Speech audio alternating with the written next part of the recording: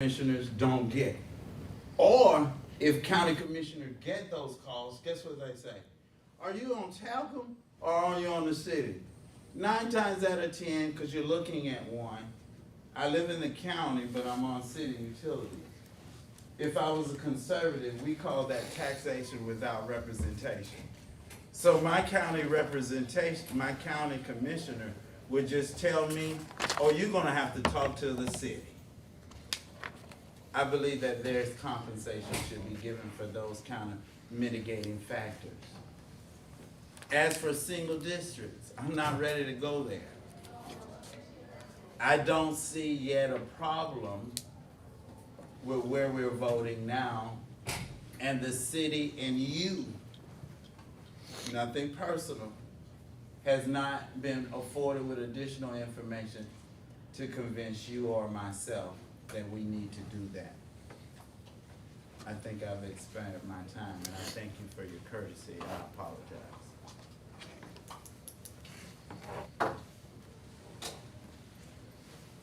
Yes, thank you very much. My name is Will Crowley. I'm a City of Tallahassee resident, and I'm back today to reiterate my concern with the nature of the appointments of this board. There are many legitimate community leaders that I do trust, but there are also clear forces that have bullied and bought their way onto this board. That it's just wrong. It's just not right. You know, folks that spoke about democracy today, this should be about regular people having a say in their destiny, in the world that we want to build for the children that take over after us, right? And I am worried that institutions that already struggle to be trusted by the average person see what's happening here and they say, why should I even bother participating? Because the developer's just gonna put their guy in, the chamber's just gonna put their person in. And look, I understand, I don't blame the people who are in the situation where they're fighting for their specific interests. I get it, any more than I blame, you know, like a shark for biting a surfer thinking it's a seal. You're operating based on your own desires and motivations. But I hope that we can aspire to something higher than that, and just think about the damage that we're doing, the lasting damage that we're doing to this institution, to this city, on our bicentennial of all times. So I would encourage those legitimate members of this board who earned their seat here through true community service to consider your legacy and to consider the future of this community, and to not go along to get along with the forces that are influencing themselves upon this process inappropriately. Thank you very much. Any other public comment at this point?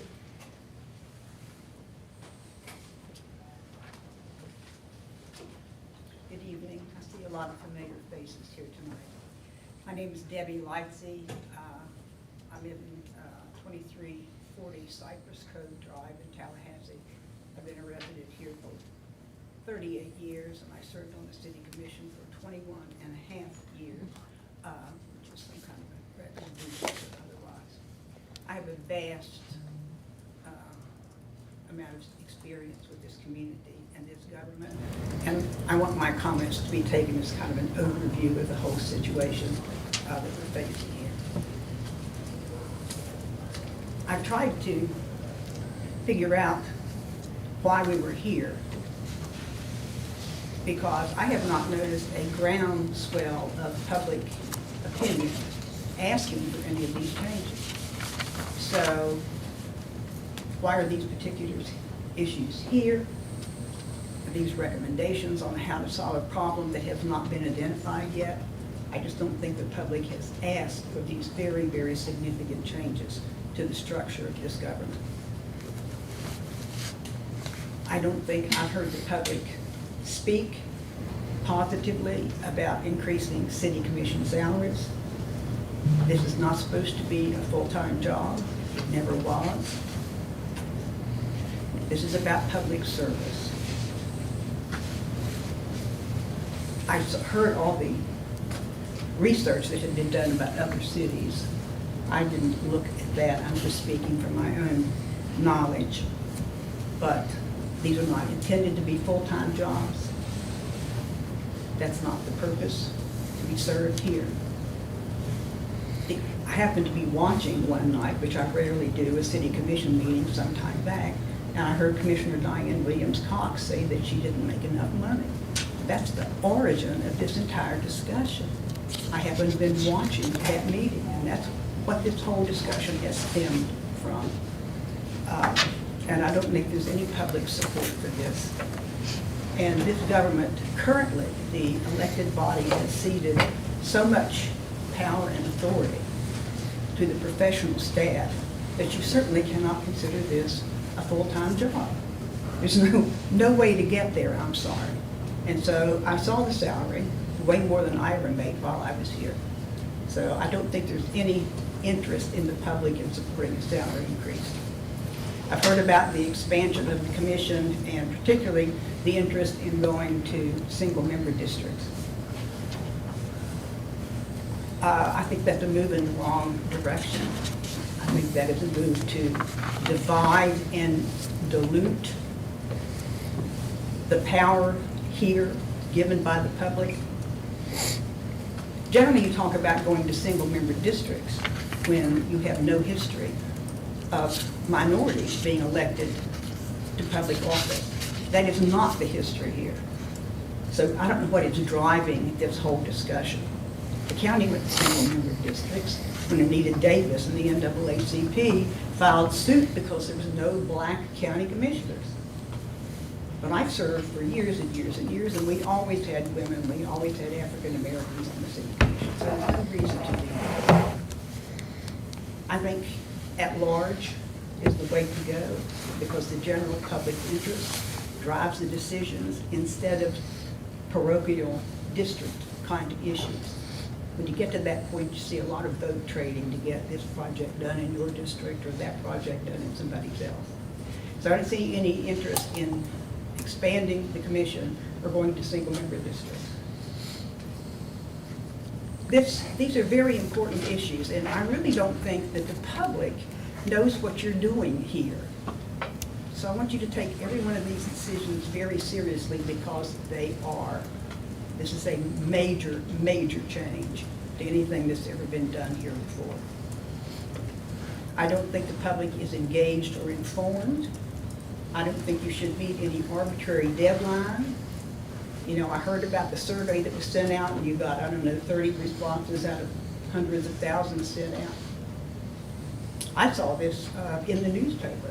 I don't watch the commission meetings every week. Really, I can't bear to watch anymore. But the public doesn't know about this. And you want an informed public. They need to understand the significance of what you're talking about here, and I don't think they do.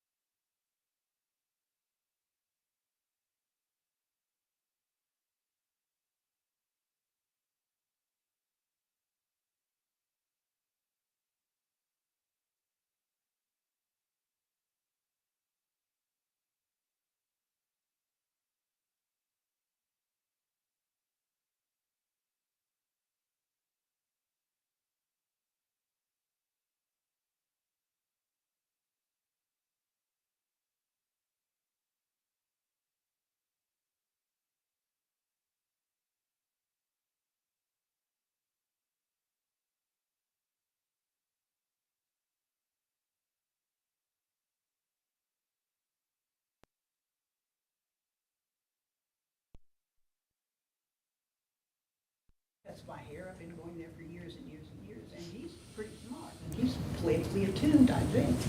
He didn't know anything about this. And so we were chatting, as we always do, you know. He said, well, what is this about, Debbie? And I talked about the single-member districts and the salary increase. And he said, you know, I didn't know any of this was happening. So you really haven't reached the public. Please make an effort to do that. Thank you. Thank you. Other public comment? Anybody online like to comment?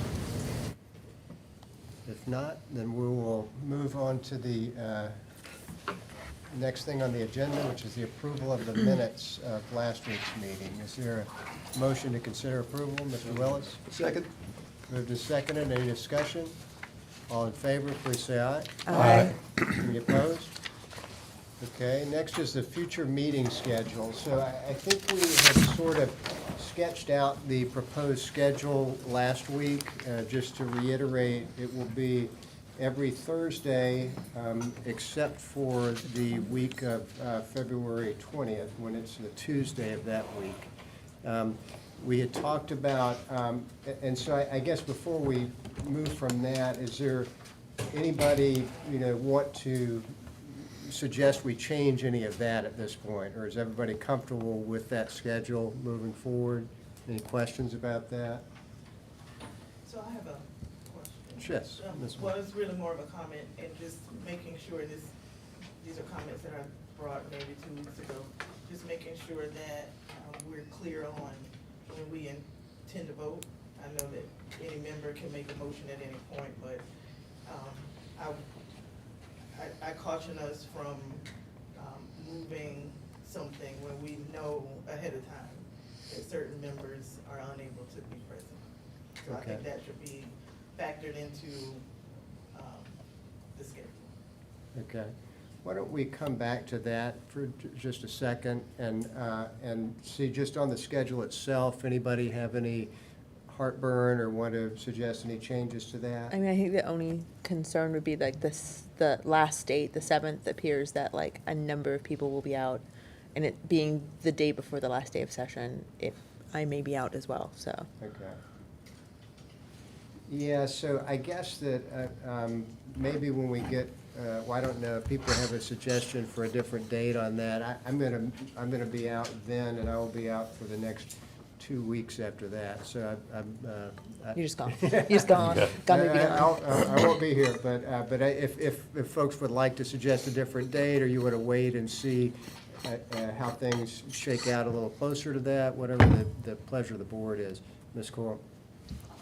Can I get an understanding again of when we believe that we should be finished with our work based on considerations of ballot? Mr. Cook? Okay. What you have in your bylaws is that the commission set 90 days from when you were appointed, which effectively gave you 60 days to work, because you were appointed end of December, so at the first meeting in January. So really, mid-March would be the timetable. The commission has a meeting on March the 21st, I think. I may have my dates in March wrong. And then April 10th, I think. So you'd finish, and we need a little bit of time to put it on the agenda itself. So I think you could probably provide your report for that last meeting in March, or the first in April, and that still gives the commission a month or so, a couple of meetings to consider and deliberate. And then, again, leave some time in May for ballot language to be drafted, because the supervisor of elections at the beginning of June will be putting the ballot together. They'll have qualifying at that time, and so they will be putting the ballot together, so they need the language there at the beginning of June. Okay. Thank you. Okay. I have a Yes. quick question for that. No? It's more process stuff. So how long does it take to put the report together? And then do we need to meet to review and okay the report? Is that what trying to figure out what the structure is? Like what we would vote? Number for- one, I don't know, because I haven't done it before. Okay. I mean, it's been 10 years or 15 years, as you Check. know. But I think what we can do, and probably need to do, is we can begin putting just some of the the framework for that. And then knowing that you have some items that you're looking at, it'll be a matter of just filling in what your decisions are, so that if you're just making something up, if you made a decision on an item on the 15th, one on the 20th, one on the 29th, and one on the 7th, we wouldn't have to wait until the 8th of April.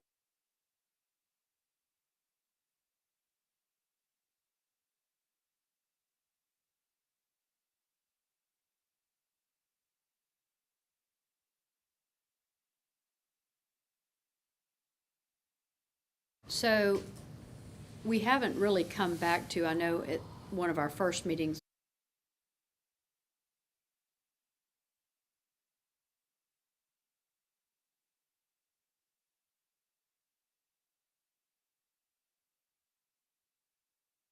about that. I understand we cannot present a formal recommendation to the commission, but as part of the report, if we talked about that, would that be included as the report for something for them to consider?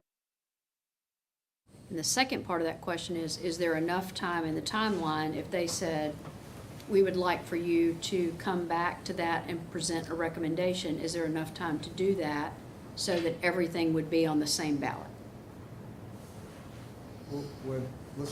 We talked about this a little bit at the first meeting, so, you know. That feels like 400 years ago. Yeah, okay. So my thinking, and I think we talked about it some then, is, you know, let's get through the 4 items Right. here. And then we would be in a position, if we have time, if we want to suggest to the city commission, hey, we think as the committee that you've put together that you might want to consider these other options. I would suggest that we, you know, it becomes a little bit of a dilemma then as to, well, how do we reach consensus on what those are, and, you know, information people want to make a decision on what those are, and I'm a little concerned about burning a whole bunch of staff time with things that we weren't asked to do, basically. So I think we're going to have to feel our way through that a little bit when we get to that point. And again, I'm comfortable with if there's a majority that says, hey, we think, commission, you ought to think about this, I think that's fine for us to do. But sort of within those parameters, if that makes sense. And you know, others may feel differently, but that's sort of my thought on it. Mr. Payne? Just a comment there, that we're talking about the best time to vote and such like that. If we're trying to leave as much room in our schedule to allow public comment, public input on a lot of these issues before we vote. We are likely to finish our own discussion on a number of these items before we might be scheduled to vote. I would suggest that we, even before we go to vote for these others, once we have an idea of where we all stand on that, to go ahead and start suggesting other options, other topics that we might want to introduce. I think a lot of us might have some other topics that we'd like to be considered. I hate that wait till whenever we get around to vote to say, okay, we finally did that. Now let's move on to the others. If we are talked out on these other issues first, I'd say let's go ahead and look at what else we might consider suggested to the commission. Well, let's, if we could go back to Ms. James' suggestion on having a, you know, and when to vote. Yeah. Okay, and I would tend to agree, I don't know about the rest of you, it makes sense if we can sort of work it so that everybody's here and we vote, that's obviously a better situation. So, I mean, I think looking at the poll here, that we should have a full house on the 20th, and so maybe we target the 20th. That'll give some more time for the public to weigh in, to become more aware of this, and at least stuff that we're ready to vote on, if we are, that we target that meeting. Then I you know, my thought was, you know, at that point, or if we're finished talking before then, I mean, we could look at other stuff. I tend to doubt that we necessarily will be finished talking by then, but you know, it could be. So anyway, but let's go around and just get everybody else's thought. Mr. Emerald, you wanted to say? Yeah, I wanted to see if you want to quickly look into Thursday the 7th. I'm not sure how the 5th worked for everybody, but it looks like that may give us 2 2 days. If 5th works for everyone, I'm not sure again. Looks like 4 will be out there.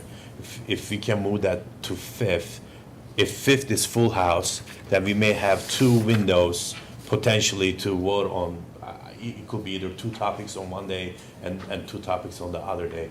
But can we talk about the 5th? Well, I'm I out. think, You're out. we did talk Abstain is about it, gonna be because gone I, through. and I think there was a fair number that couldn't make it. Couldn't make it, then. okay. So, okay. Gotcha, Um, all right. That's- Okay, Mr. Willis, you had something else? I wanted to make a motion to just affirm what we have here, and I think if we start to get into later in the month and we need to make an adjustment, we can, but I'd like to just dispense with this item and move forward. I think we've got the ability to maybe make some real progress on item 4. I think it's probably the least contentious, and I'd like to get into it. All right, well, there's a motion on the table. Is there a second? I'll second. Okay, second. Any discussion? All in favor, please say aye. Aye? Aye. Any opposed? Okay. One thing on the meeting location, so remember we had talked about this, about trying to move some of the meetings. The staff has informed me that the Smith Williams is available for the 29th of February. So if I know we had talked about doing that, if that makes sense to everybody, we can go ahead and plan on that there. Any objection to that? Okay. And then they had also, were sort of looking for other venues. One of the suggestions was maybe doing one at Jack McLean Park. I think the staff was gonna look at and just confirm that there's enough room and the room would fit for us then. If it does, I think that would be another good place to do one. I mean, others may have other suggestions, that it's not close to that, but I think, my thought was maybe one more held somewhere else might be a good mix there. I Mr. just Kessler? wanted to add something before continuing on the, I know I will not be available on the 11th, Not be March. available on March. which? March. I won't either. Okay. Well, I'll be free the bird. Okay. Yeah, Ms. James? Again, I'm seeking clarification on the schedule. Did someone say that the expectation based on the 60 days was that we needed to be finished by, what was the date? I just Mid-March. wanted Yes. But I had time to think through and check those commission meeting dates. So I think the proper posture for timing is the city commission has a meeting on March the 27th. That agenda would be released on March the 20th. So if you had a meeting on, say, March the 7th and March the 14th, that time between the 14th and the 20th, we could make sure the language is complete on a report and have it on the agenda. So my thought is that March 14th might be a last date. You'd be depending a little bit on staff at that point to make sure that the report wording was like you wanted it, but we would bring something to you so at least have some skeleton or framework and know what direction it was going, and know that we would just need to drop in the last couple of items on that last meeting if that's the direction you took. So it sounds like between the 7th and the 14th is sort of end of the road in terms of, at least under the initial charge from the commission then. Yes, I just Dr. wanted to Kessler. clarify my bumbling statement from before, which, that week of the 11th, I'm unavailable. Yeah, same for me. I'm gonna be out that week, so. Oh, yeah, I'd be Okay, free. well, so if it's acceptable, we'll look at Jack McLean. If anybody has any other suggestions for an alternate site, just convey them to the staff. They can check those out, and then we'll talk about that next week as well. And if there's nothing else, then we'll move on to Function 4, Periodic Charter Review Requirement. Mr. Cook, if you want to give us a little overview, we'll take some public comment, and then we'll get into talking about that. On this item, it's looking at whether or not the city charter should contain a provision for a regularly scheduled periodic review of the charter. At this time, the city does not have such a provision in its charter. The one item in the charter was referring to a specific charter review being established on a set date, but there's not anything on an ongoing basis. We provided you with some information for how it's done in some other places around the state.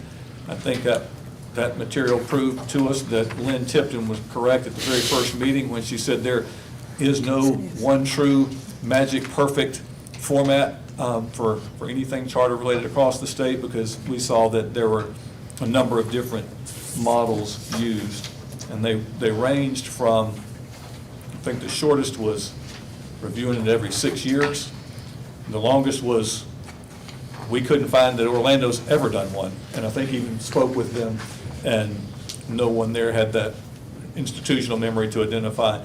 So I think there is a broad variety. I think the most common that we saw, and it's in the material we sent you, is on an as-needed basis and every 10 years. I think those were the two that we saw with the greatest frequency.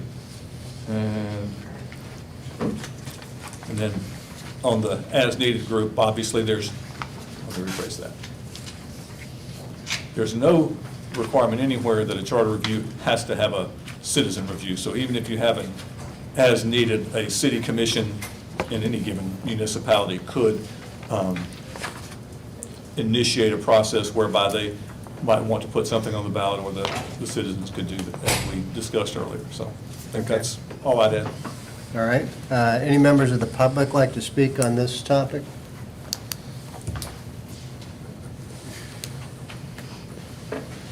Stanley Sims, still in the same address. I think this is one of the less challenging issues to deal with. And I'm comfortable with a 10-year review or as-needed review. And what would give me a greater sense of security and comfortability that I'm going to be listening for your language and recommendations of the other three topics. So far as the number of commissioners seated, will you be giving recommendations to make changes in the ordinance?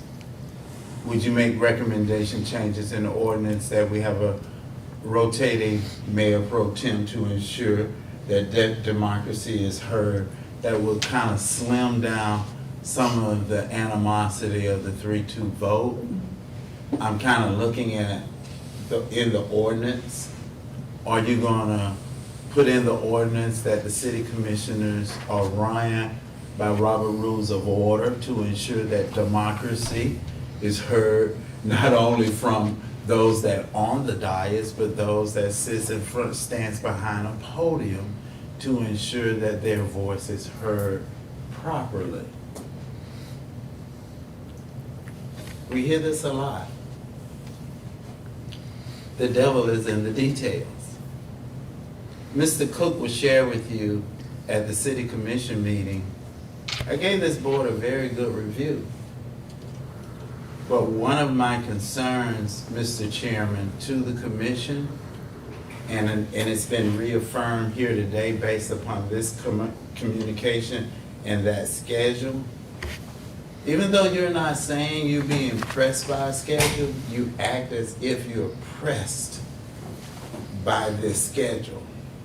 That what has been told to you is driven to you. Even though you acknowledge that you have not got sufficient public input. This, to the state, this charter is like our Constitution. If there's not a need for speed, why are we hitting the acceleration? Thank you for your time. Thank you. Any other public comment on this? Anybody online want to speak on this? Okay. Members of the... Yes. I'm sorry. Go ahead, Doc.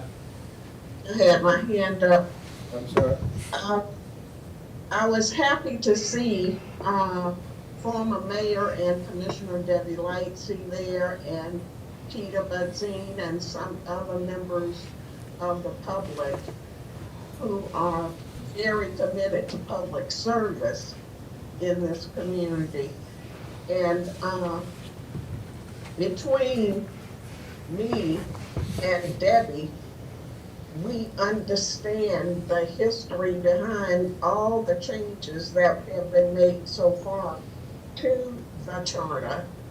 And I wish that history had been shared with the committee before you started your work.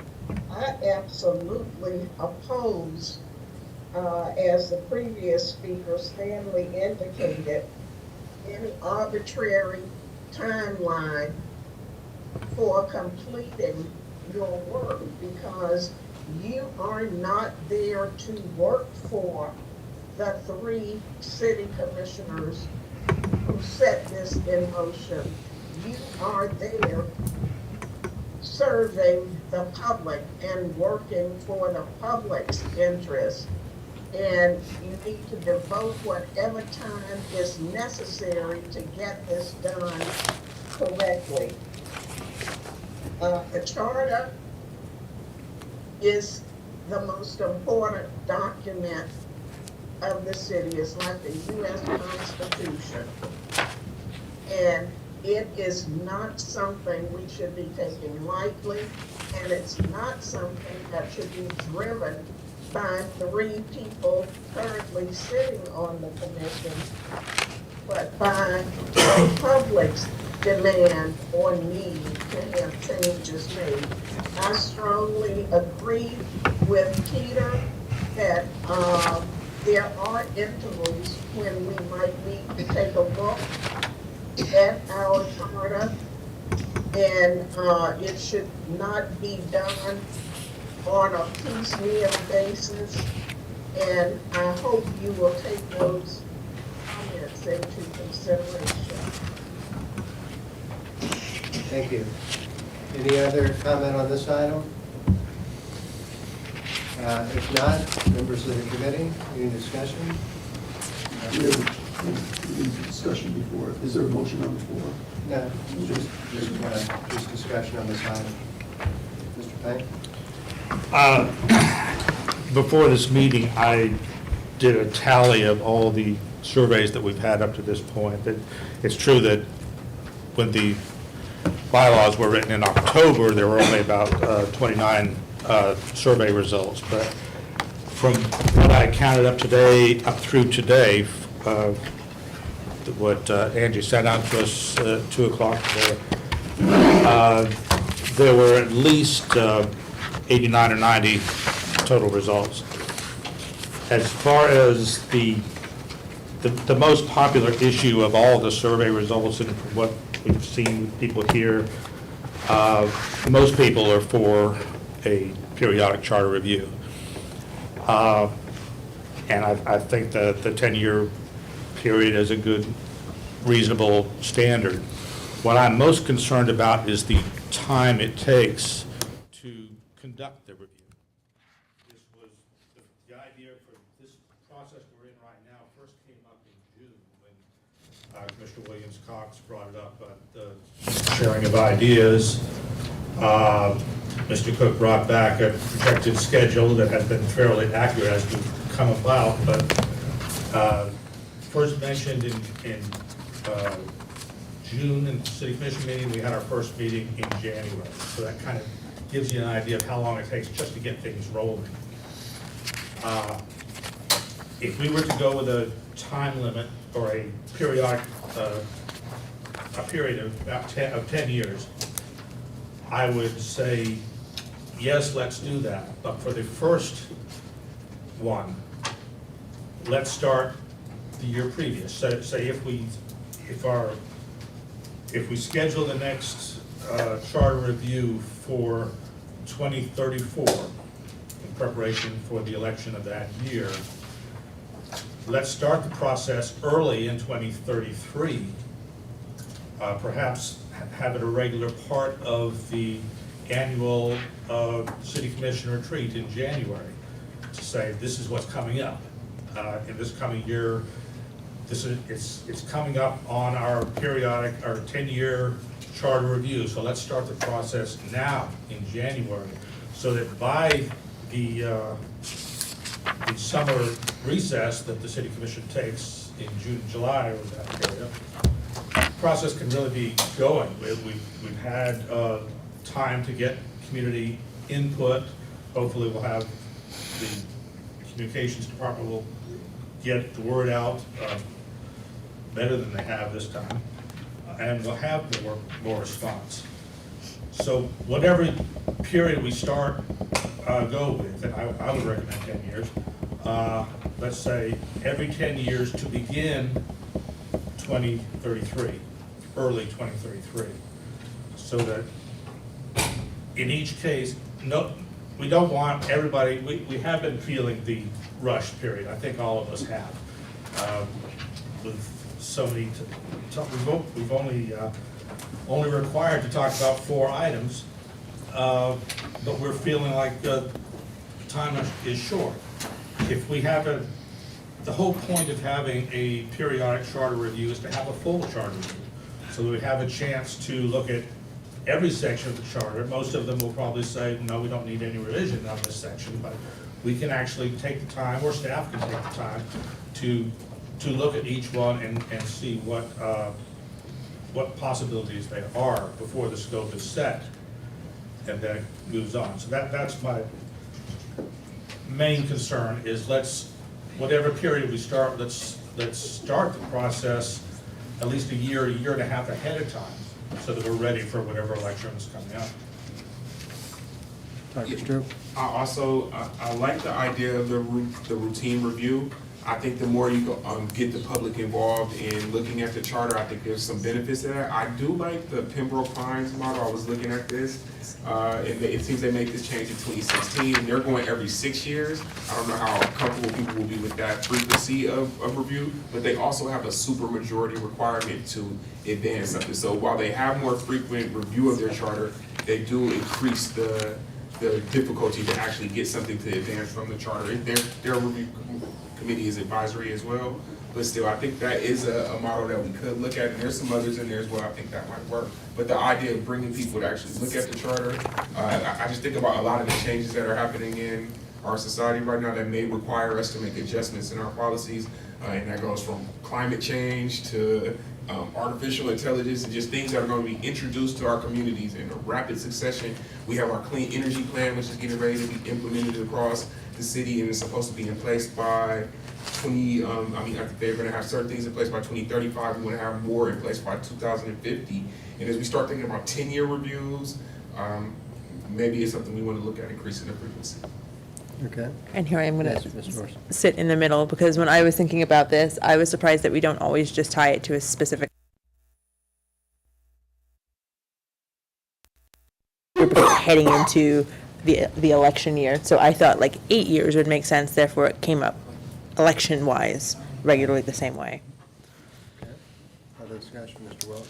I agree with the 8 years. I think it probably has to be an even interval. I like the idea that it would be 2 consecutive terms of name the city commissioner, and then, I think it should start. I think it should start in an odd year so that you have a year to kind of lead up to it. I would support that. Mr. Timro? I will not be opposed to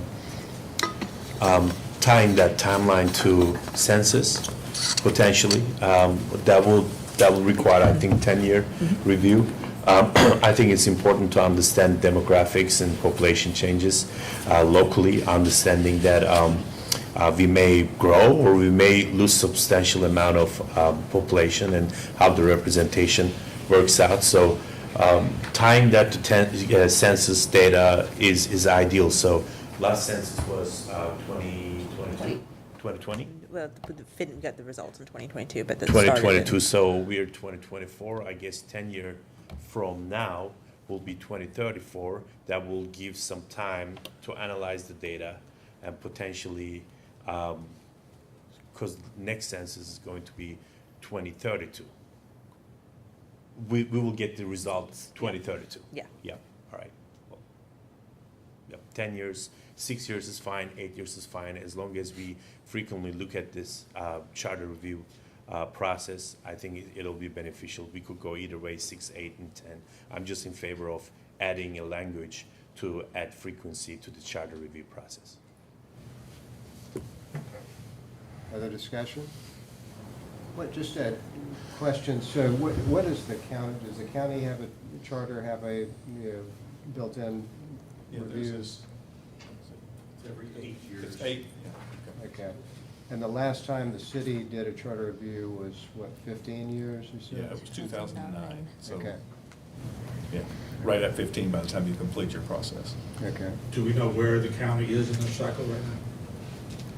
This year. They- So at the bottom of page 12 of the materials, it lists the upcoming charter reviews on the county side. So there's Nice. upcoming ones that commence in 2025, again in 2033, and again in 2041. Awesome. Okay. Other discussion? Yes, Mr. Willis. I think it makes sense to just tie it to what the county's doing, and then when and if any amendments come on the ballot from both of those processes, it'll all be at the same time. I think it's more likely that folks will be engaged on what those changes will look like. And I think, just from an optics perspective, people will be thinking about, okay, these charters are changing, this is the time that we're doing it.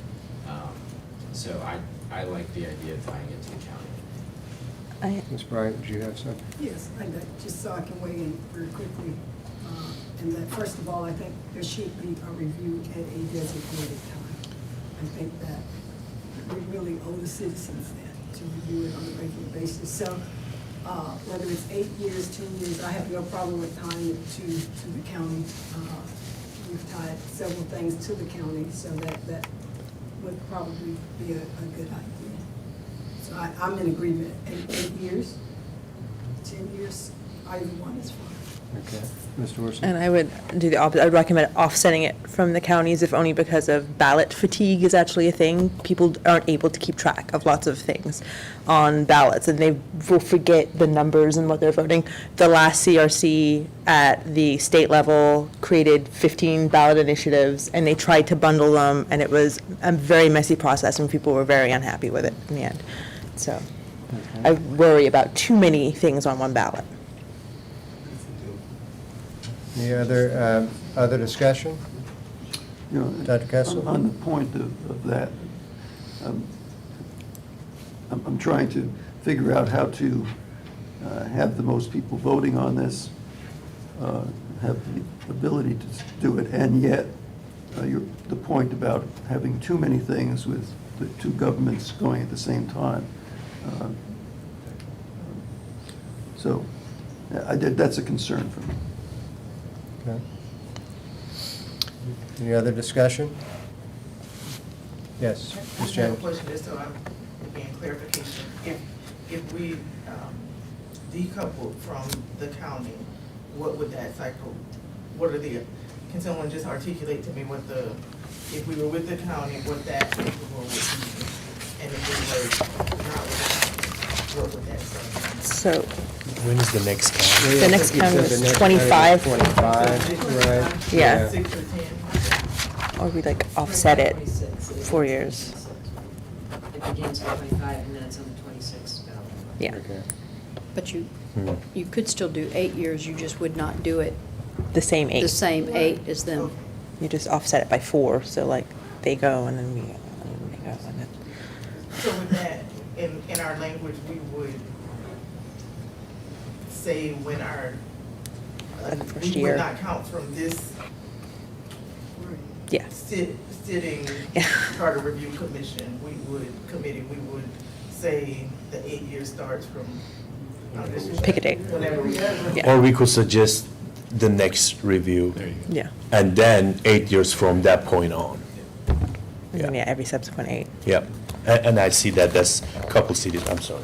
Yeah, Yeah, I just jumped in, but a couple cities did the same way. They assigned a charter review date, the first one, and they inserted a language to have it at certain frequency from that date on. Ms. Dorsey? So as far as I can see, there are 2 like other major issues we have to deal with in this section. One is like the length of time they have the ability to meet for, which in the current one is 60 days, which I think to us right now feels pretty short to even cover the issues that we're covering, let alone the whole thing. Yeah, we have 90. in the thing, it had 60 written down. So that should be hopefully extended. But when I was looking through the list of how other cities do it, when I saw Miami took 2 years, I was like, ooh, 2 years of meeting, that seems a little long. So, but you definitely want to have, just a little, but you definitely want to have time. I have in my head the Constitution Review Commission because I watched the whole thing play out. And they had a series of meetings around this, like leading into it, like a few months of meetings for public comment to come in to hear what everybody wanted to change before they actually started. And I think that took them about 3 months to do the state constitution. So that was one of the things we were going to want to talk about. And the other thing is like how many members, whether we think 10 is like enough, whether we think like, is this like enough to kind of like pick up the feelings of the city? Let me just toss those 2 items to the sharks. All right, any further discussion? Mr. Timmer? Yep. We are not voting right now, right? Correct. We We're are going just to talking. table this conversation. Right. Okay, so for that purpose, I guess, if you go in a little bit closer on our thoughts so that maybe when we are voting, we have a little bit more understanding. So it just sounds like we all are in favor of some sort of frequency. I will be also in support of increasing while we are making this recommendation, going from 60 days to 90 days. I think it's 60 days is really not enough time frame to address this and get enough public feedback. That will be, although it's not our charge, but we could just go ahead and insert that recommendation to go along with it. What will be the potential first review after this if we were to go with 8-year intervals? And I guess to get it to pinpointing a date right now, what will be the next one? Any suggestions? Well, I mean, it sounds like there were, one suggestion was tied to the county, so you would maybe, be 10 years 25th. out unless you wanted to do it again in 2 years there. And the other would just be to, pick an 8 years and do it every 8 years after that. Or you Ms. could do 4 years from now. The county would, if they had changes, would be on the 26 ballot, if I understood. They would do the work in 25 for the 26 ballot. So you could do the 28 ballot and then every 8 years. But that's fairly quick, but. Any other discussion? Yeah. Dr. Struble? One thing I'm considering is the idea of getting something on the ballot right before the election. So I think in our process, we're gonna get this, and we get to the commission, and then we get it to the supervisor of elections in June. Right. And then it would appear on the November ballot. Yes. Mhm. I like to hear other considerations. Is that enough time for the general public to get a good look at it, for people to campaign for or against something? Do we want to move that out earlier in some places? I see other places have said it has to be up there for a year before it actually appears on the ballot, or even longer periods. I don't know if we want to go that long, but just something to consider before we. Mr. Dillon? So January is the language, right? I guess the charter is a little bit restrictive on that. I was going to ask, when do we have the city fiscal year start? Is it October 1st. October 1st. So maybe pulling that January date to November potentially, and giving it a little bit more time, because the city charter specifically stating that charter review committee gets appointed in January. So maybe we could make a recommendation to pull that to November to give a little bit more time for discussion. Mr. Willis? Just on that point, I think once you get into the holidays, it's like you're gonna lose 3 or 4 weeks of productivity and space for all that time. I think, we're talking about prescribing the length of time.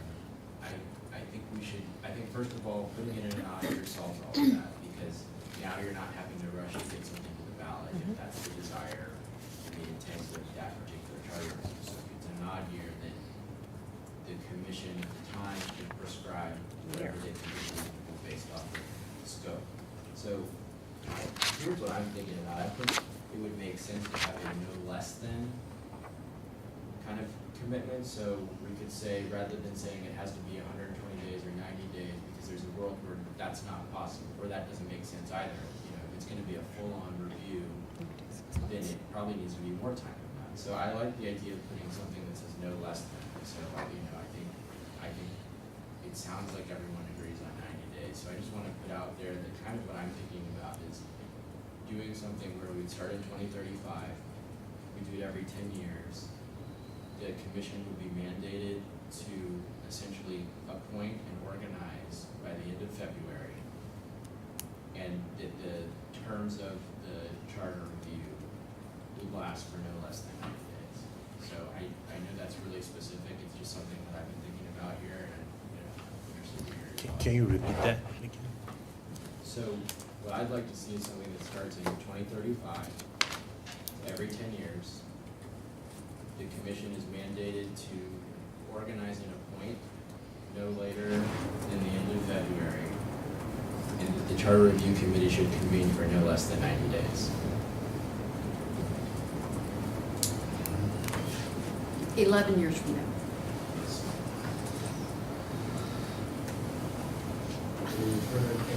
Further discussion? It's my opinion that waiting 11 years for the next charter review has been too long. Yes. It is a good idea to offset, I think, with the county, as you were saying, so that people aren't flooded with too much. At first, I was thinking it would be good to match with the county so that everybody can publicize it at the same time. But it does have an effect on the ballot, so let's have it offsetting. But I would rather err on getting things a little bit more sooner than maybe 6 years from now for the first one, and then every 8 years after that. What we're seeing here, we've seen a lot of recommendations from the public that are not what the city commission has asked for.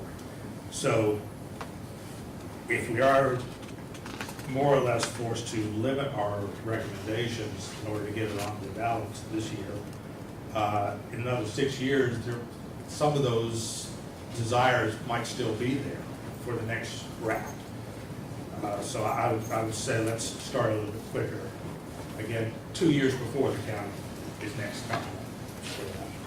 One other thing I would like to recommend is to have an explicit statement somewhere in the charter that does not preclude ad hoc amendments that the city commission might see the need for without the need for a full charter review, because we don't know what might come up in the future. But if we're on a strict cycle that says, people will have it in mind, we have to wait until the next 8-year cycle, that could be too long. Some critical things might get missed. So if there was, I would agree with the 8-year cycle to say that maybe no longer than 8 years there should be a charter review, but to say it should not preclude that ad hoc amendments can't be placed on the ballot by the city commission out of cycle. Mr. Demerol, is there a language that currently restricted from St. recommendation? I mean, can commission come up and amend the charter anytime they? Yes. I didn't know if there was a language. That question too. For a ballot process, I think, Right. the same way, but yes. It doesn't have to be done through a citizen. Dr. Kessler? So, in simplistic terms, if you take the 8 years, the year before that election, so let's pretend it's 24, I'm going back to 23, and we use the time machine. We appoint the charter review committee members in the January of 2023. They have a year or whatever it takes them to do their process. And the new year is 2024. Everything can be seemingly got in order and move forward, and the public has ample time to learn about it. Yeah, I think We may need some combination of like no less than 90, no more than, so we don't end up in like a crazy 2-year cycle. So it's like, you know, it takes this long and it needs to be finished by, and I like maybe that. at the end of the year or something. Some Sunrise, 6, 8 sunset. months, some good lengthy time period in case it does take a really long time, but something not too unwieldy for the members and the citizens to follow. I'm sorry, I'm just simplistically using The year of end. 2023 was. Mr. Wells? I think we're making this too complicated. The charter is a set of guardrails that is to guide, in some ways, it's like putting very prescriptive language in the Constitution, like the Florida Constitution has a piece that talks about pregnant pay. That doesn't belong in the charter. The purpose of the charter is to guide the framework of our government over time, for 10, 20, 30, 40, 50 years into the future. So if we're gonna sit here and parse out all the like minutia of what could go wrong or what could not, we could be here all day working on this. But I think at the end of the day, we all agree that it needs to be done on a regular basis, whether it's 6, 8, 10 years, and how it's accomplished, because I don't think any of us can say what the next 10, 20, 30 years is gonna look like, what the circumstances are gonna be. I think in some ways, we're making a mistake by looking at what this process looks like through the lens of however we look at local politics right now in 2024. And I think what we need to think about is not how do I get what I want politically right now, 10 years down the road. We need to be thinking about how do we put guardrails in place that make sense for the community so that at the time that we come back and do this, and I say we, it probably won't be most of us, but by the time we come back and do this, there's a framework in place. So that's kind of how I'm thinking about it. I'm really not interested in getting into, you know, you have to do this and this is what you can cover, and I just think that's too prescriptive, and we just can't look into the future and tell what's going to be necessary. I take a large objection to what was just said. Amen. I personally am not thinking at all of anything politically in this process, and I don't think it should be. It never upsets me to hear that. What I'm looking at is we're here, we're meeting as a charter review committee, we've given some certain tasks to do, and at the same time, we want to address these and make some system that everyone can look to. We're not looking to set up political agendas. We're looking to set up a system that will serve the commissioners and the people. Bingo. And that's what should be moving forward. So this is our, first look at this particular topic. We can continue to talk some more about it, or maybe we want to chew on this a little bit. This will be coming back. We're not going to vote on this for at least 2 more weeks. And people may have additional thoughts and look into what other folks do. I mean, my thought on the conversation that was here, I think there's a clear consensus that we want to have a regular review of this. 8 years, 10 years, somewhere down there. The one thing I would suggest, or if you're really doing a complete review, is 90 days enough. It's a fairly major thing. But we can talk about that, continue, or if you want to continue to talk about it now, we can. So whatever is good. I'd like to look at maybe looking at 28 and just throw this out there, calling for a full review. And where that comes from is speaks to Ernest's comments. There would be an interest in looking at other issues, and there's public interest. And so pushing the next review out too far, I think would leave the current public outside of the realm of engagement. And so if we did 28, that's outside of the county cycle, and we could ask that it be a complete review, which would allow for some of the other issues that have kind of bubbled up to be addressed by the committee at that time, and then go through 28. 28 plus 8, as a potential solution. And I do think, I'm in support of more simplistic, but I think, you know, the comments that I've heard about the need for, one, the need for a thorough review, and the need to maybe, you know, separate from the accountability. I think that's something we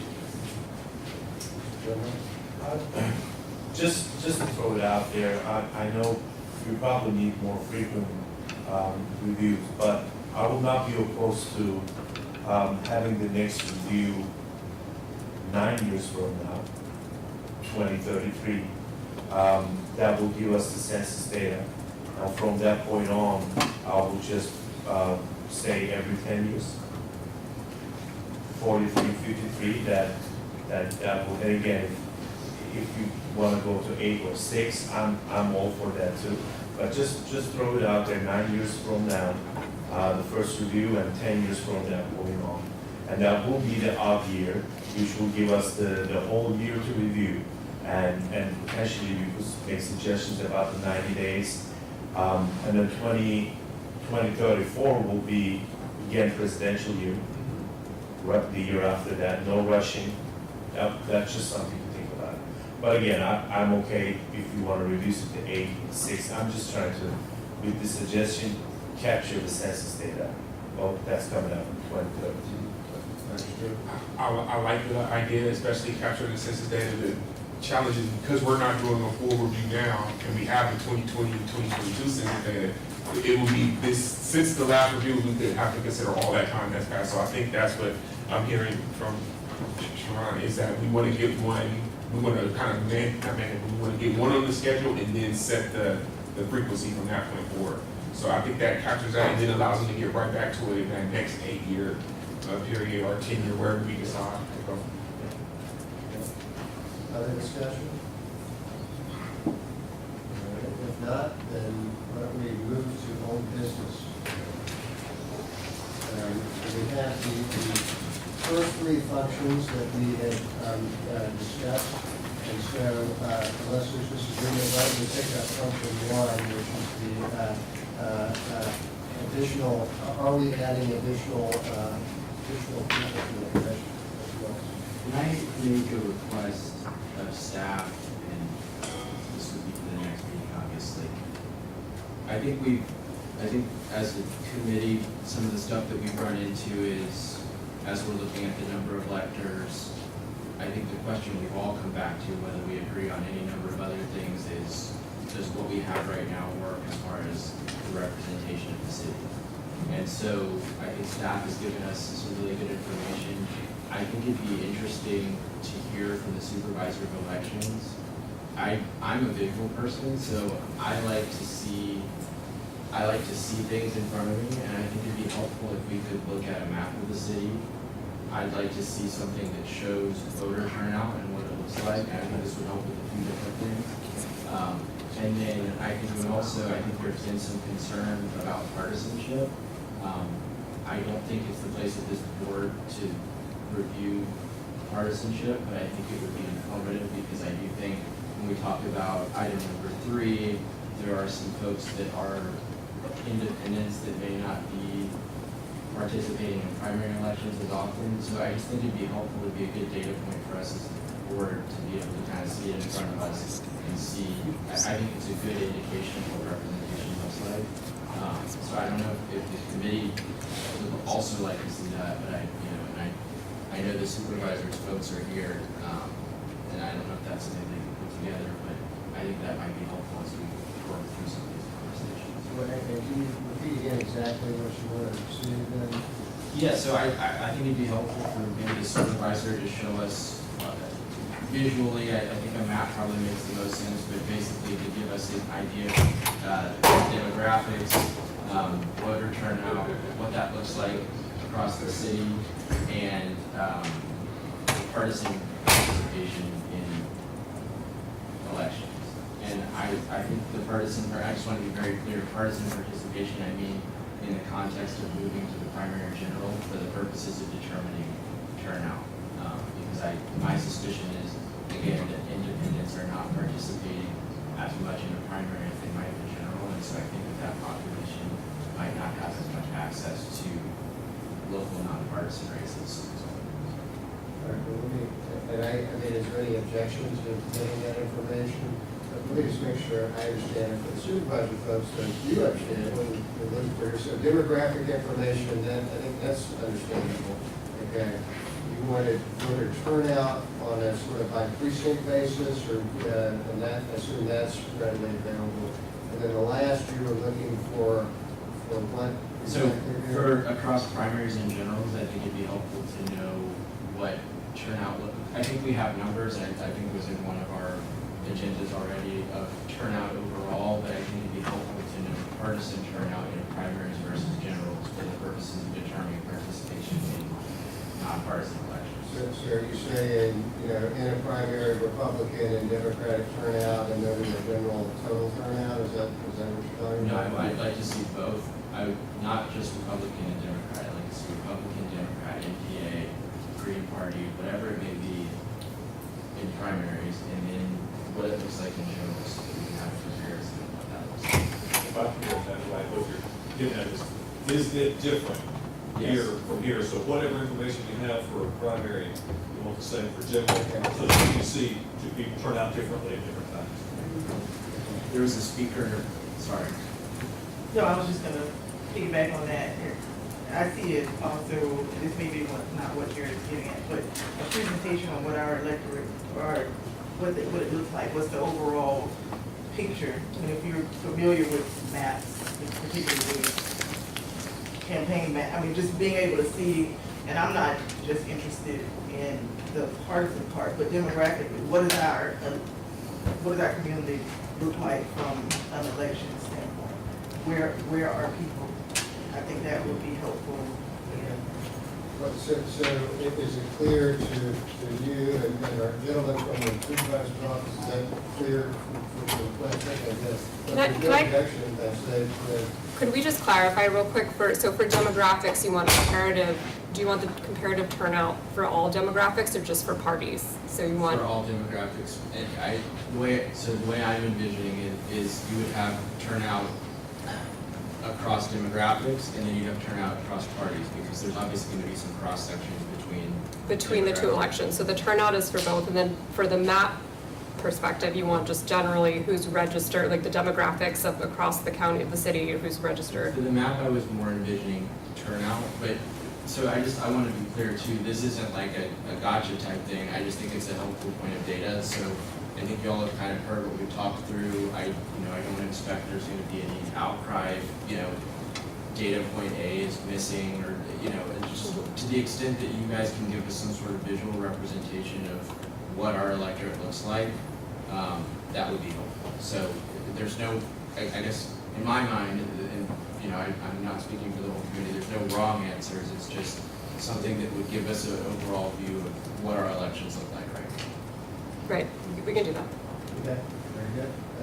So, for clarification, are we talking about one specific election cycle, or are we talking about 3 years, so we get some? Yeah, that's a good question. What is, I mean, I think it might be useful to have it over some more than one election maybe. Is that, I assume that could be done as well. Yeah, we could do that, especially to compare like the gubernatorial years, the presidential years. That'd be good. Okay. All right, thank you. I think we're going to public want to speak on function one here that we've talking about. Anybody online want to speak about that? Okay. Further discussion from the committee on this topic? Yes. So I've sat back and listened, and I thought a lot about this number, and I see arguments both ways. I see the expansion, the expense of the expansion, but I think that's a very short-sighted way to look at this. I think it is about what's best for our city. But I'm also probably not in favor of an expansion if we don't have a subsequent conversation about representation. Because while we are, all five now are currently at large, essentially, they're also, and have been historically, fairly clumped in one area of our city. Our city is huge. There are pockets of our city, and I know we talk a lot about the disadvantaged, and I do believe that we have to be cognizant of how we spend city resources to help all parts of our community, but we have large swaths of our community that have no representation in the city commission. I love it. I live right downtown, so basically, every commissioner lives within about maybe a mile and a half of my house. So it's great for me. But I think about people that are out north of town, I think about people that are out in the Southwood district. That's a lot of rooftops that have no representation. Now, we could argue they can find somebody to run and they can get elected just like anybody else, but that's not how it occurs. We talk a lot about we don't do single member districts because we couldn't elect minority representation. I don't think that we can demonstrate that is or isn't the case, as we talked about with other county commission members. But so I don't have my mind made up which way I think the city should go. But I do believe expansion comes with additional representation in other areas of our city.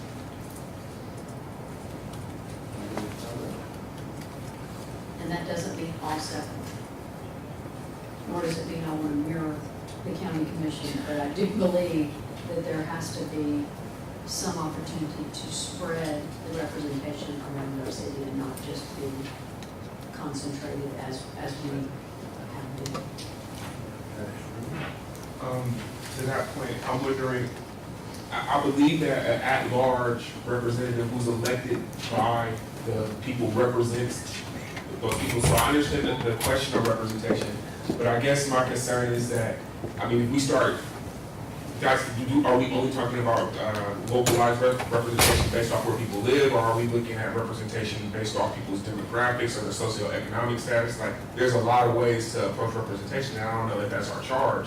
We've only been asked to look at least here, the number of electors and going from, again, and I have to reiterate this, if we go from 5 to 7 to 9 to 12 to 15 to 19, it doesn't mean that we would get everyone represented, and we still have yet to hear any compelling community demand for such a change. So if our constitution, as some people have stated it, not going to make that change, we need that.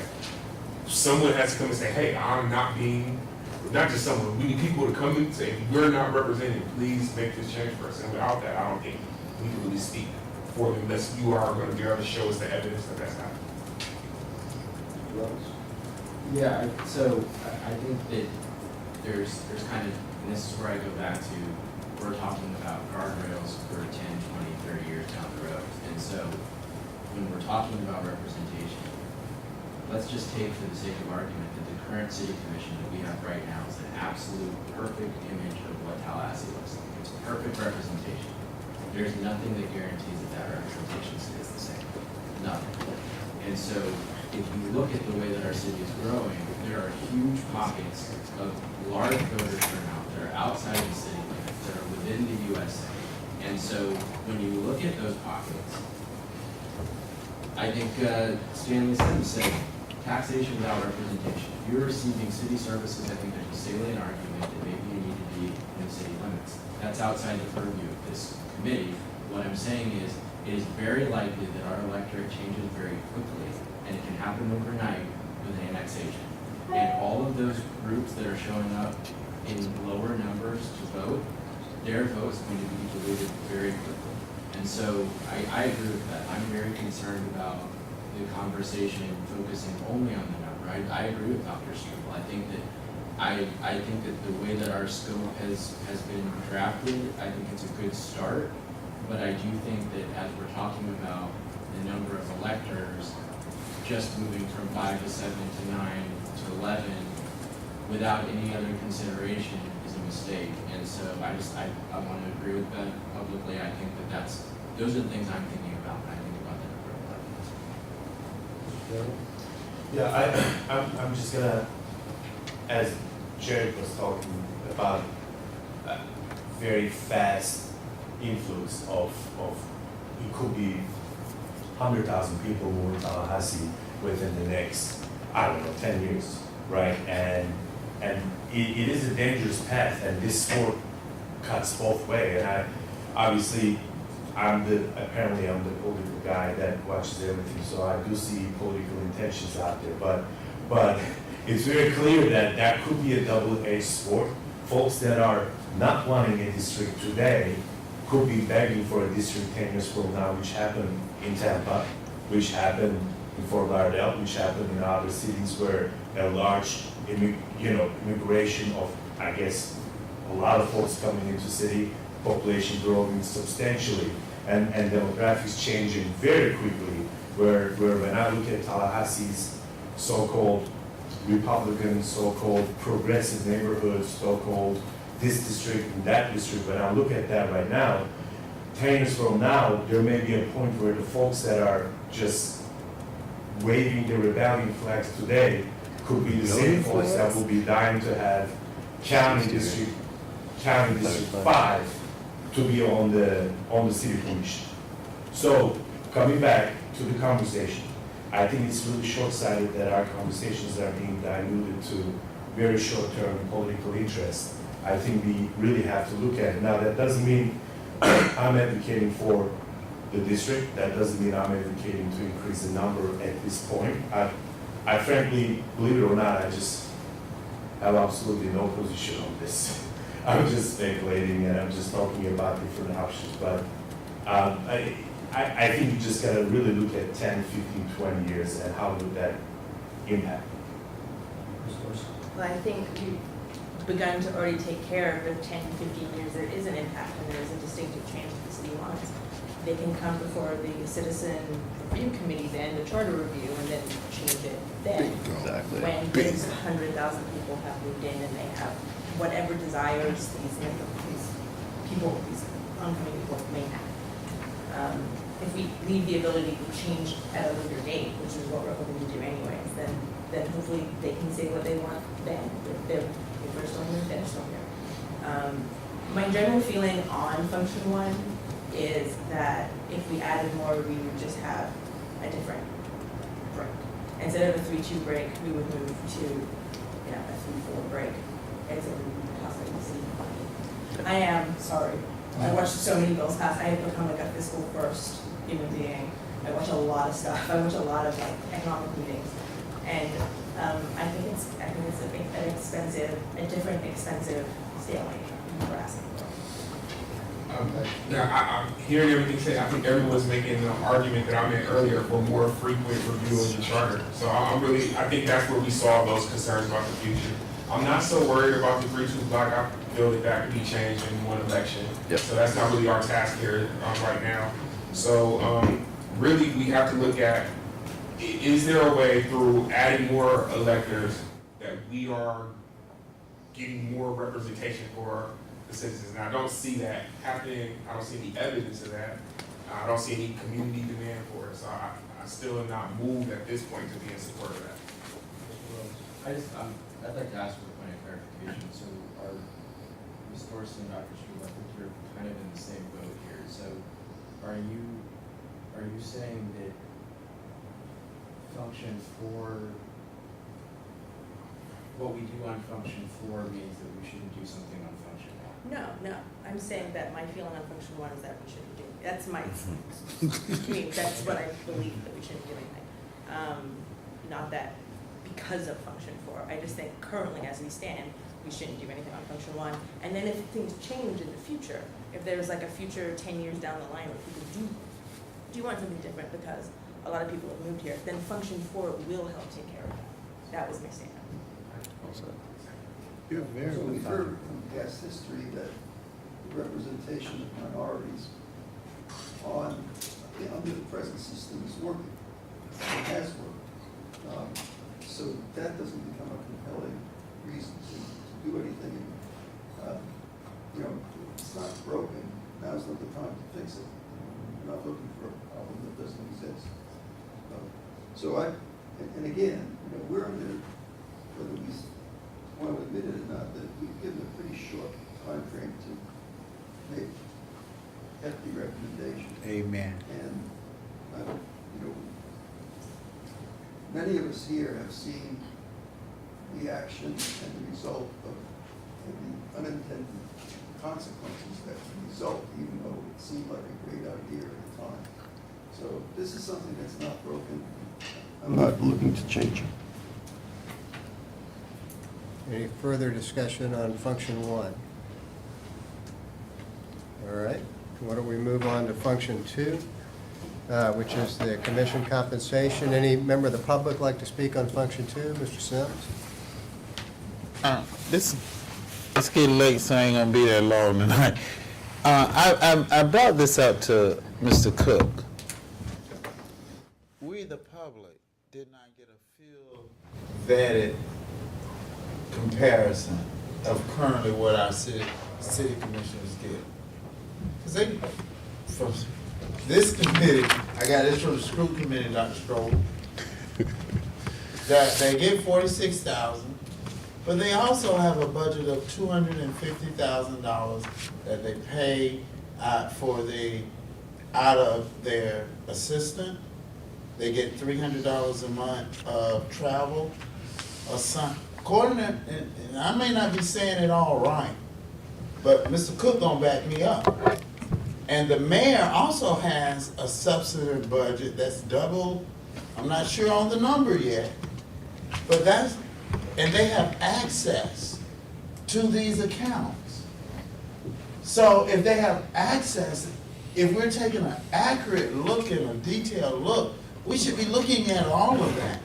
And that's not, and I was told it was going to be provided to us tonight, and it's not there. And so, you know, and we're on a short schedule, so next week, this is going to be gone. It's just a very imperative that we get, the public gets the information in a timely fashion as well. And I just want to say this, my little 30 seconds on number 1. My first friendly, back in the day, Mr. Kessler, I look 21, but I ain't been 21 in a long time. We used to call moderates blue dog Democrats. Mr. Boyd, my good old friend, out of Monticello, very conservative, but a Democrat. Then I met a good old friend of mine, still is today, he's a Republican, Tony Griffin. So this illusion that we don't have representation of conservatives, we do. But the geographical lines for the city is not as wide, broad as it is for the county. So it changes those mechanisms. But your scope today is not to get more Republicans elected on the city commission. Your scope today is to ensure democracy works. And I love Mr. Strobel, but I want to push back on something you said. You say it's working. You said if we're going to fix it, we're going to need to vote and fix it. We voted the last time. We came back with a 3-2. Look at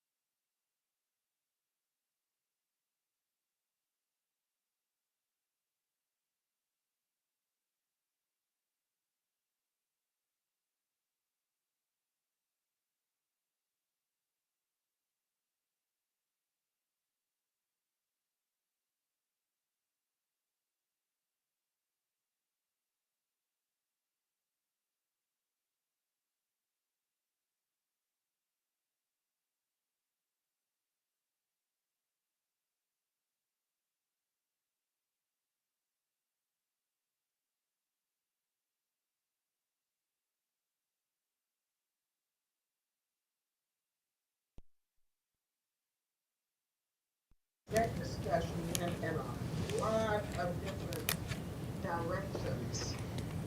And even up to whether you should annex or not annex, and that has to do more with growth management and further wrong than electing your city commissioners.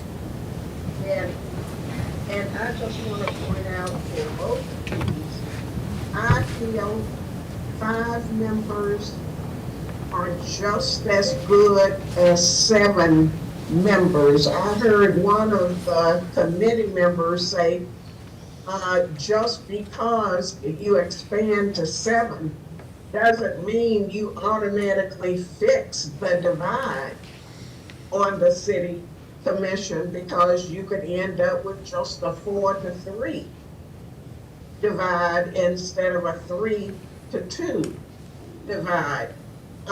That's not the purpose for the numbers. And I feel very strongly that we should stay with 5. And as far as this discussion about what people live on what side of town, I think the citizens of Tallahassee are far better served having 5 commissioners that they hold accountable at the ballot box than being pigeonholed into 1 commissioner based on the side of town they live on. Thank you. Doug, would you like to comment on the compensation while you have the floor here? Do you have anything on that? On increasing the compensation? Well, I agreed with the first public hearing speaker that the county commissioners make too much and the city commissioners earn too little. And this is coming from somebody, like I said last week, who started my service on the city commission making $7,000 a year. And Debbie knows how difficult it was getting up there.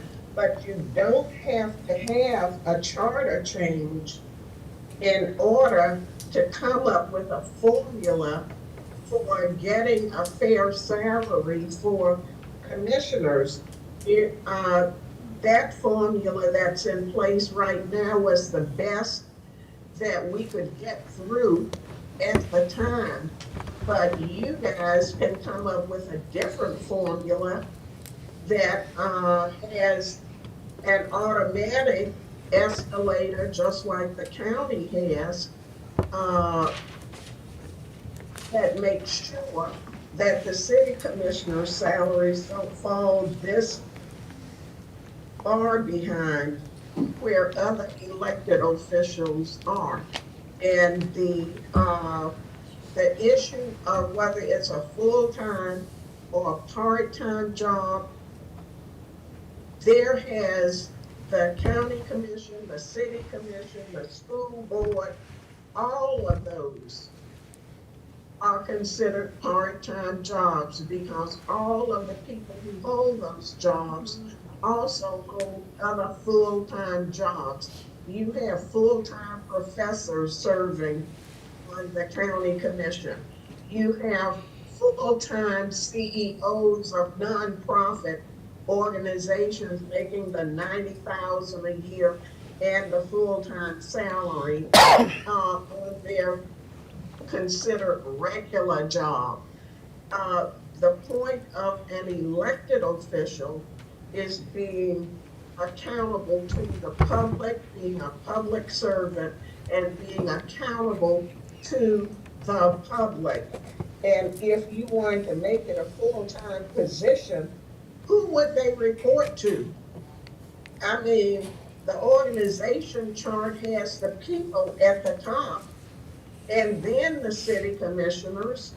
So, and what would their job descriptions be?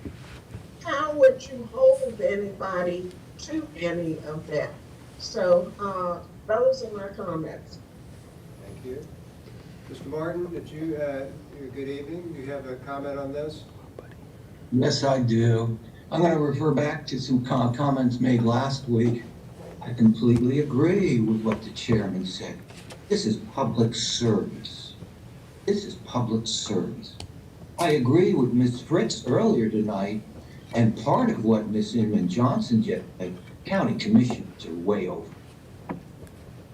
And city commissioners aren't overpaid, like this entire speak. Last week, Commissioner Bryan, I think, implied that commissioners are open to speaking with people. Well, my experience, and I'm sure the chair remembers me, going back to 2008, I couldn't get one of the city commissioners to be willing to speak to me at all. That was Commissioner Katz. Oh, it took me multiple attempts to get other commissioners, including one who spoke earlier tonight, to speak with me. And what was supposed to be a meeting for half an hour lasted about 10 minutes. Now, of course, I disagreed with that commissioner on a major development at the time. I'm sure the chair remembers Canopy. Two of the county commissioners refused to speak to me as well, Ratcliffe and Proctor. So I think county commission pay need to come down.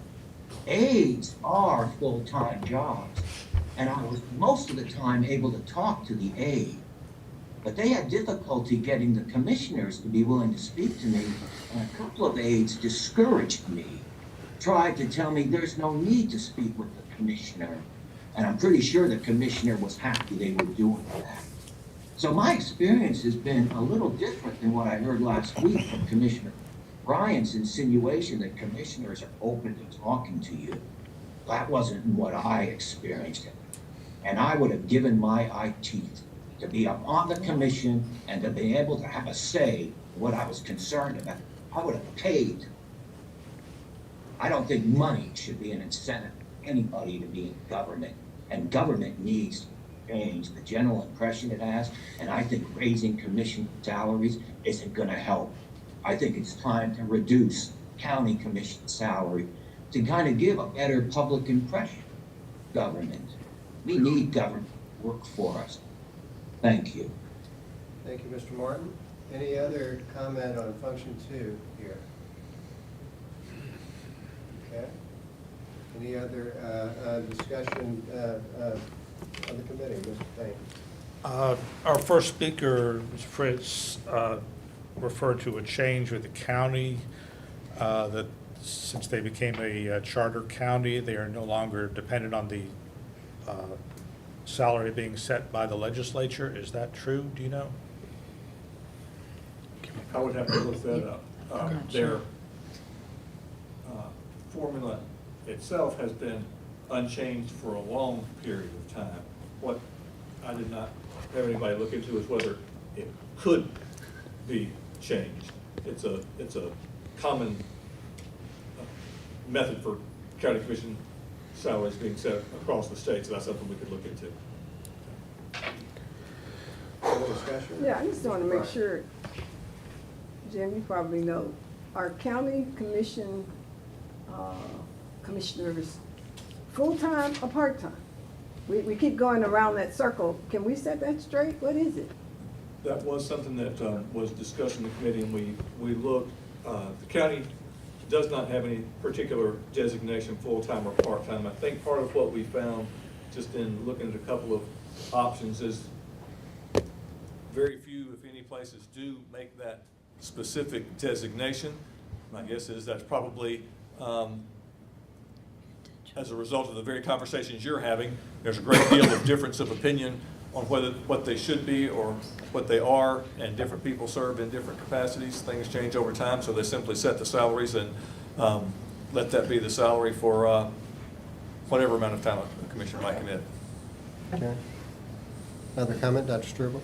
Are there any requirements for commissioners or the mayor to meet with their public in a certain set of hours, or do they have any hour requirements on them at all? No, they do not. Whatsoever. So then that does, if a person could simply only attend meetings and perhaps not do any other work, that does challenge the idea of them being full-time. but I still have seen people put in a full-time effort. So I do think that's why the salary is there in some, or the salary is there in some capacity to support that. But you know, I was beating the street and I was really engaging with the public about this issue, and I thought there was support for it. But as I put my head out there, I ran into a lot of people who are strongly opposed to this idea of raising the commissioner's salary.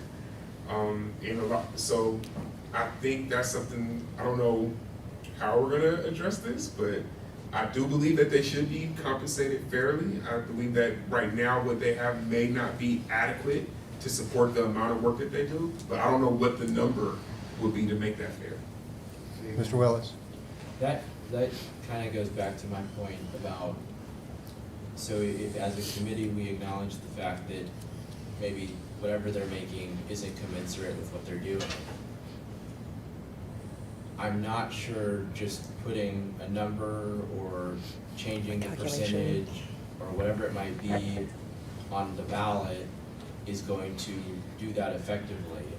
And so that's kind of why I was pushing for some sort of independent review so that economic professionals, folks that can understand, one, kind of what public service, you know, what that looks like.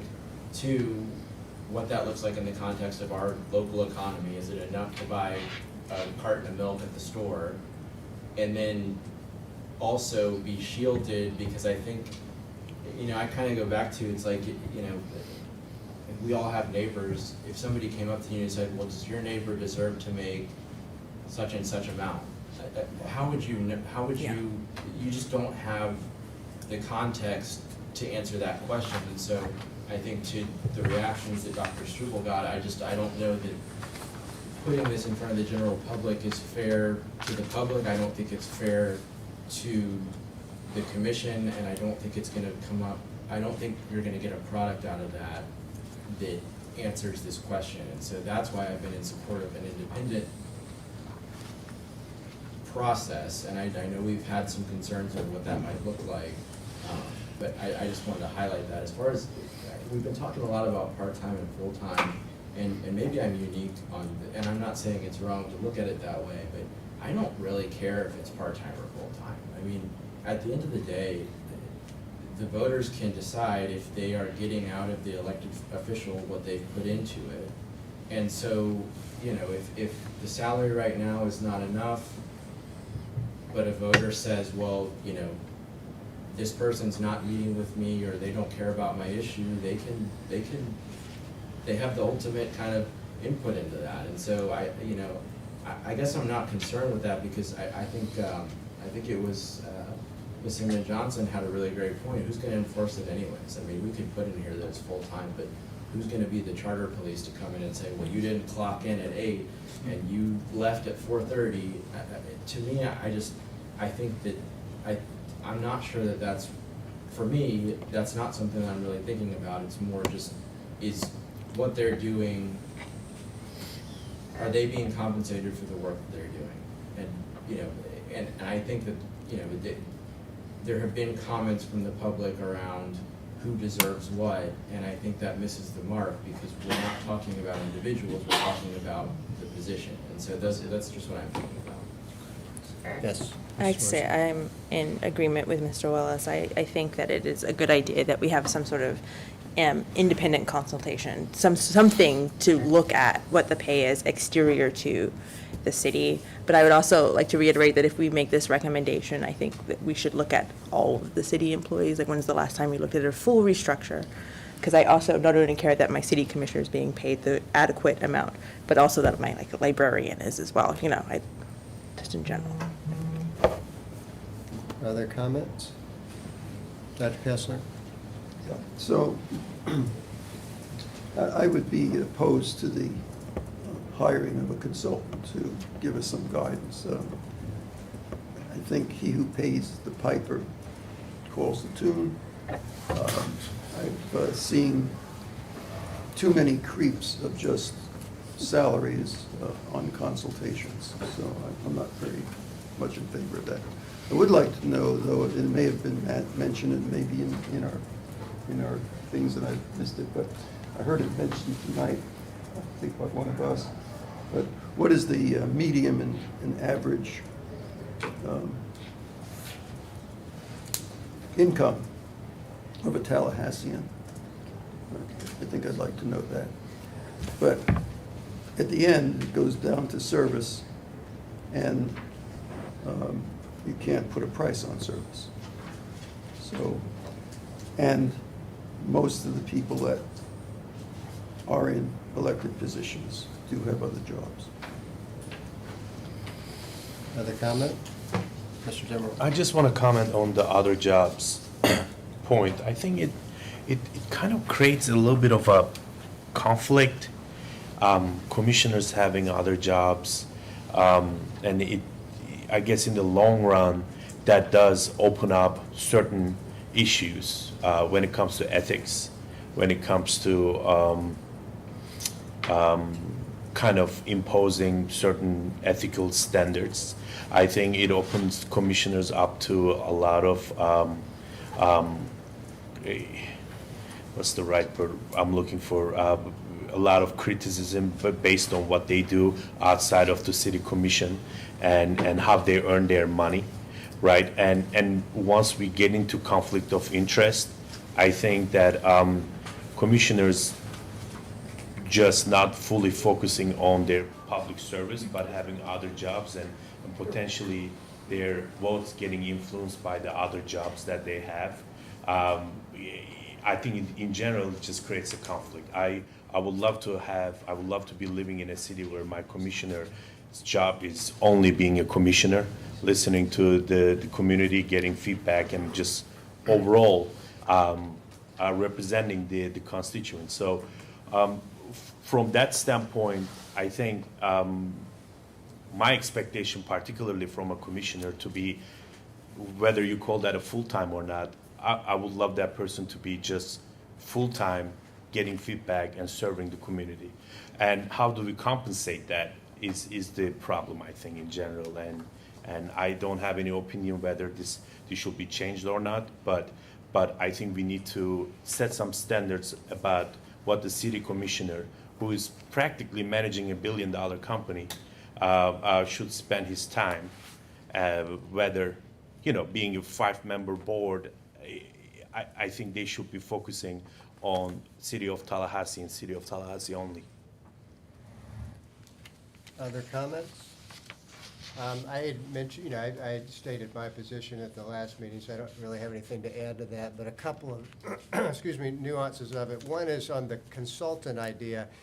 Well, first, I don't think this committee has the ability to hire anybody, so that, and I would be concerned, or my guess would be, if you hire a consultant, they're gonna come back with the same information. This is all over the map here, depending on the politics of the community and that sort of thing. So, but the other thing I feel stronger about, there was discussion at the last meeting about maybe moving out of the charter the whole compensation thing. Well, I think that's a recipe for disaster. So we're going to have the elected officials vote on their own salaries? I wouldn't be in favor of that at all. What'd she say? So anyway, but other comment from the committee, Mr. Willis? Yeah, so I think there's been some confusion about what I proposed, so I think there's a way to shield whatever independent body there is from some level of bias. I mean, we have this process in other parts of government where you can appoint a special master, or there's different ways that you can do it. But the mechanics, I think, is what folks are getting a little hung up on. This item is, we have purview over this section of the charter and how it relates to the salary. So you're right, we can't hire a consultant, but we can put in there that this is the process for reviewing salary. And so that's kind of what I'm envisioning, is that we take the language, we don't take the salary out of the charter, we just simply prescribe the way that the salary is going to be come to, which is essentially what's happening in there already. We've just punted it over to the county, who punts it over to the legislature, and that's where we're at. I don't think that's a good model. And again, I mean, realistically, the easiest thing that we could do is say, all right, this is 50%, we'll go to like make it even, and we call it quits, and then it's done. But again, I just don't think that that's going to be effective I don't think that's gonna accomplish what we're talking about. So that's where I'm coming from. I'm not even saying that it needs to be a consultant. I think that there's a way that you can shield from some level of bias, and you can create an independent process. I'm open to ideas on that. I don't know 100% what that looks like. I think I've said before, this is the one that I'm probably the least certain on. But I don't know if that clarifies kind of where I'm coming from, but that's what I need to do. And so, Mr. James, and then it's 8 o'clock, so I'd suggest after her comment, maybe we stop and pick this up again and sort of proceed in order next time, function 2, 3, and 4. If that makes sense. I just want to clarify a comment I made similar to this concept of moving it out of the charter, and would just have everyone take a look again at the best practices or the models that were provided to us. The majority of them is set by ordinance. So this concept of, the politician setting their salary, I'm not for or against that, but I just want to clarify again, based on your comment, Mr. Chair, that it's not a foreign concept, and that if you go through each one of these, most of them have that the salary is not set in the charter, and it's set either by resolution or ordinance. It's like, in addition, you would do something like that, you could also then say, like, this is gonna be an ordinance, and it does not take effect until like the next election or the next election cycle, so it's not giving them a raise immediately. That's how it's done. Mr. Chair. Yes, ma'am. I wanted to pick up on what Ms. James was saying, that the formula that you have right now in the charter does not allow commissioners to set their own salary. It was done that way so that it would continue to go without having to go back and further expand and get permission. You can set any formula you want if you don't like the formula. And that one was done almost 30 years ago. And it was done at a time